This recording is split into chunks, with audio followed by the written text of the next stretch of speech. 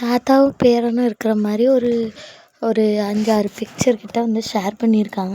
எப்போவுமே 2 பேருமே சிவனும் சக்தியும் சேர்ந்தா மாசுடாங்கிற மாதிரி தான் பிக்சர்ஸ் எல்லாமே ஷேர் பண்ணுவாங்க. அதே மாதிரி தான் எனக்கு வந்து ஆக்டர் விஜய் வந்து ரொம்ப பிடிக்கும். ஏன்னா அவர் ஸ்டைலில் எல்லாமே இருக்கும். டான்ஸர் இருந்தாலும் சரி, ஆக்டிங்காக இருந்தாலும் சரி, எல்லாமே கரெக்டாக இருக்கும். அதுக்கப்புறம் நம்ம சுவாமியை தான் வந்து எனக்கு ரொம்ப பிடிச்சிருந்துச்சி.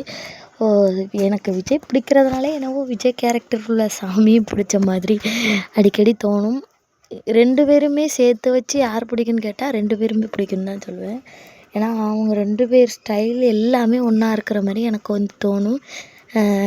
லைக் நிறைய தடவை சுவாமியை தனியாக இருந்து ஒவ்வொரு செயல்லையும் அப்படியே வந்து ரசிச்சிருக்கேன்.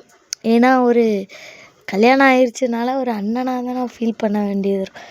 மன்னனாக ஃபீல் பண்ண முடியாது, அண்ணனாக தான் ஃபீல் பண்ண முடியும்.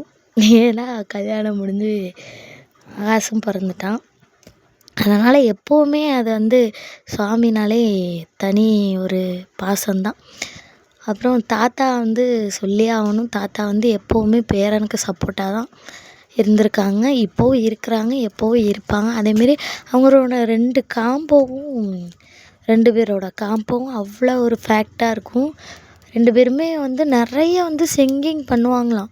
கிருஷ்ணா வந்து ஒரு இன்டர்வியூவில் வந்து, அதாவது அரவிந்த் தி என்டர்டெய்னர் கிருஷ்ணாவை நடித்தார்ல அந்த கேரக்டரில், அவங்க வந்து என்ன ஒரு இன்டர்வியூவில் சொல்லியிருக்காங்க, தாத்தாவும் பேரனும் எப்படி அப்படின்னு சொல்லிட்டு கேட்டிருக்காங்க. அவங்க 2 பேரும் இங்கிலீஷே தான் அதிகமாக பேசுவாங்களாம். ஆனால் வந்து அதிகமாக சாங் பாடிட்டே இருப்பாங்களாம் செட்டில்.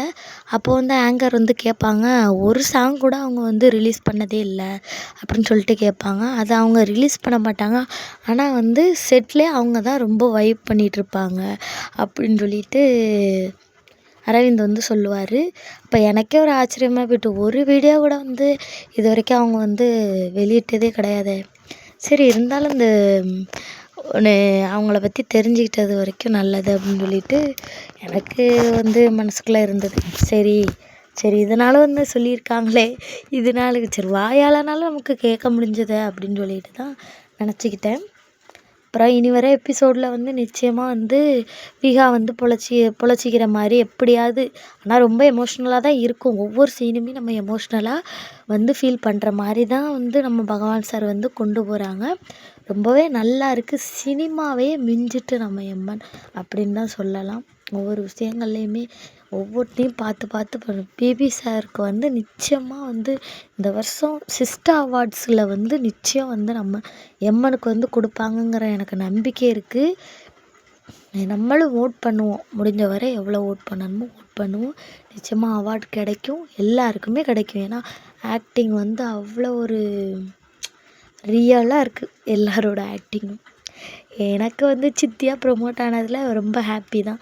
காலையிலேருந்து ஒரே சந்தோஷத்தில் இருக்கிறேன். வீட்டில் கொஞ்சம் வேலையாக இருக்கிறதுனால அப்பப்போ வர அப்டேட்ஸை கொஞ்சம் அப்டேட் பண்ண முடியலை.